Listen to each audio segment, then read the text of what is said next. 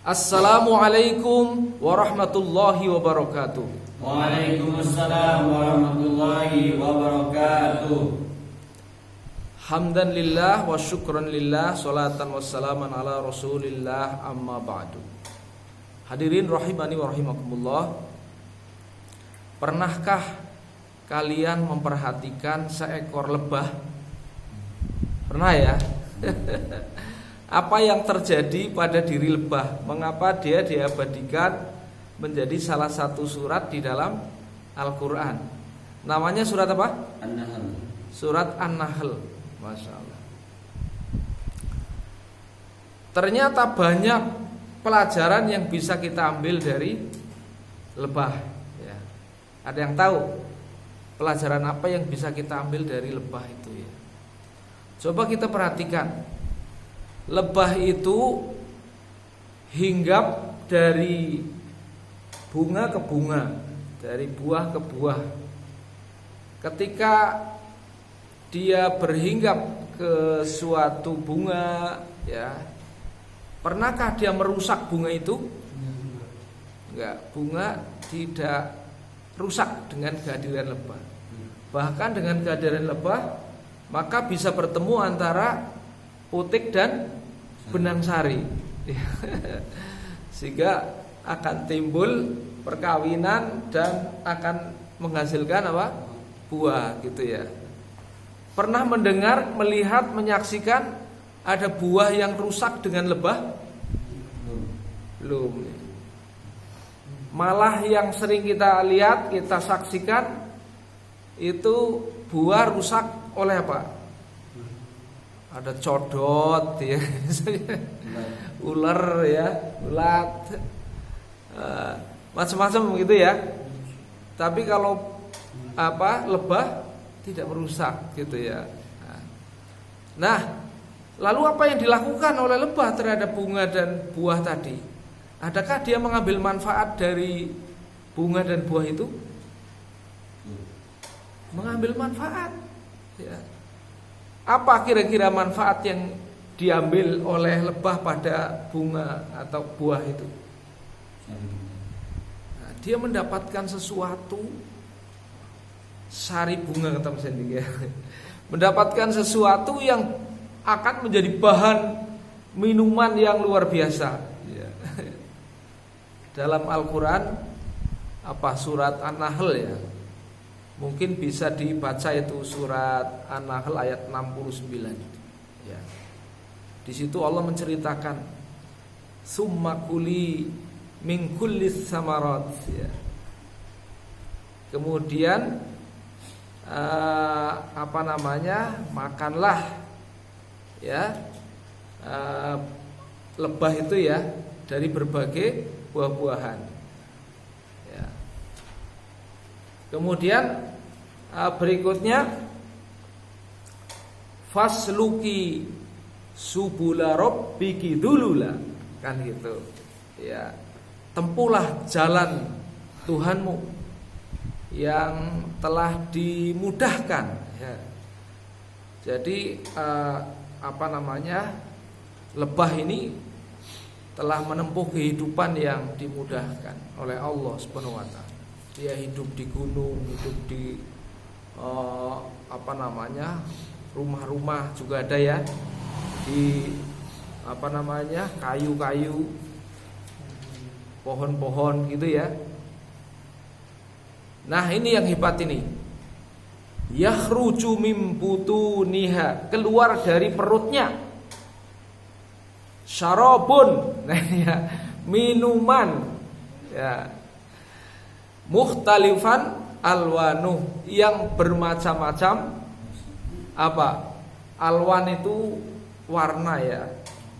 Makanya Mas Hasib yang penjual madu ini kadang-kadang madunya coklat, kadang-kadang madunya agak kuning. Itu memang sudah tersirat di dalam Al-Quran itu. Mukhtalifan alwanuh, kan bergantung dari apa yang dimakan ya. Kalau bunga randun, bunga rambutan ya, atau yang laris apa Mas itu multiflora ya, bermacam-macam. Ini tentu beda warnanya satu sama lain. Dan fihi syifaa'ul linnas, ya. Di dalamnya mengandung apa? Obat bagi manusia, ya. Sangat terasa di zaman pandemi ini, ya. Madu begitu laris, ya. Saya pernah menyaksikan sendiri orang yang kena pecah pembuluh darah otak gitu, ya. Itu kata dokter ini seumur hidup harus minum obat. Itu udah divonis oleh dokter, seumur hidup harus minum obat katanya. Tapi dia hanya minum madu, ya, setiap hari minum madu. Maka obat sudah ditinggalkan lagi. Kecuali kalau dia berhenti minum madu. Ya. Jadi betul-betul dia syifaa'ul linnas gitu kan. Nah. Kemudian yang lebih hebat lagi, ya, bahwa madu yang sangat tinggi kualitasnya, ya, itu menempati sebuah bangunan, ya. Dia menyusun suatu bangunan yang sangat kokoh dan kuat, yang disebut sarang lebah, ya. Coba pernah nggak memperhatikan sarang lebah itu? Mengapa sarang lebah merupakan salah satu bentuk konstruksi yang sangat hebat, ya.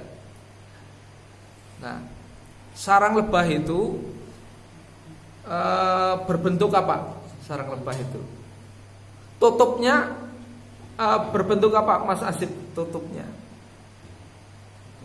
tutup dari sarang lebah itu seginam, ya. Bukan hanya seginam beraturan, ya.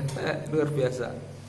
Seginam beraturan itu tutupnya, dan itu lurus ke bawah, gilik, ya, membentuk bentuk bangun ruang yang sisi-sisinya itu ya, itu tadi seginam beraturan itu. Ini kalau kita telusuri menggunakan ilmu matematika, itu bangun yang sangat maksimal, ya, volumenya. Kenapa nggak lingkaran, ya? Coba kalau atasnya lingkaran, pasti antara batas satu dengan yang lain ada ruang kosong, ya enggak? Ada ruang kosong.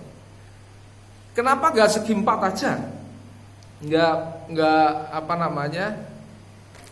persegi saja. Kalau persegi, maka sokongan kanan kirinya kurang kuat, gitu, ya. Dia disokong dengan 6 sisi sehingga menjadi sangat kokoh, gitu, kekuatannya. Volumenya maksimal dan kekuatannya bangunan sangat kokoh. Makanya kalau ini sering ditiru oleh tukang, itu, ya. Kalau bikin lantai maka dia paving, gitu. Ini salah satu teknologi yang mencontoh lebah. Dan hebatnya bahwa madunya itu menggambarkan bangunannya. Ini yang merupakan rahasia Allah Subhanahu wa taala. Saya itu tadinya enggak suka madu karena kena diabetes, ya. Saya khawatir kalau orang jual madu mesti dicampuri gula. Itu, ya, pengalaman. Karena pengalaman itu saya enggak berani minum madu. Bukan minum madunya, ya. Tapi khawatir kalau dicampuri gula, kan gitu. Maka ketika saya kelana ke NTB, ya, ke Lombok, itu ditawari madu, ya, oleh bakul madu yang terkenal di sana. Jawaban saya nggak berani lah, Mbak, minum madu mbok ada gulanya. Oh, ini dijamin, Pak, nggak ada gulanya, murni. Maka saya katakan kepadanya, dengan dalih apa Anda bisa menjamin ini murni?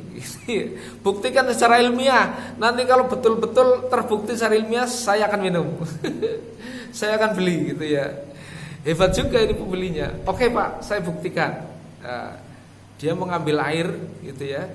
Mengambil air kasihkan di piring ya Mas Edi, air itu putih itu, lalu diteteskan beberapa tetes gitu ya ke dalam air itu, kemudian piringnya digoyang-goyang. Maka dengan mata kepala sendiri saya menyaksikan itu membentuk segi 6 beraturan, membentuk susu lebahnya. Dan inilah katanya dia, inilah Pak bukti Tuhan ya, bukti Allah Subhanahu wa taala menciptakan lebah, menciptakan madu murni. Seorang yang punya ilmu ini ya, dia tidak akan bisa dibohongi oleh orang yang mengatakan ini asli atau tidak. Bisa detek dengan cara ini, karena mengandung indikator yang sama dengan susunya. Saya baru mandok-mandok gitu, betul ya, saya baru tahu gitu loh. Akhirnya saya beli ya, itu saya beli. Dan semenjak itu hobi saya adalah minum madu gitu. Ya, luar biasa ya. Jadi ini salah satu contoh betapa sesungguhnya hasanah ya, ilmu Allah yang disimpan dalam salah satu hewan ya. Yang kalau gitu kita bisa berguru kepada lebah ya.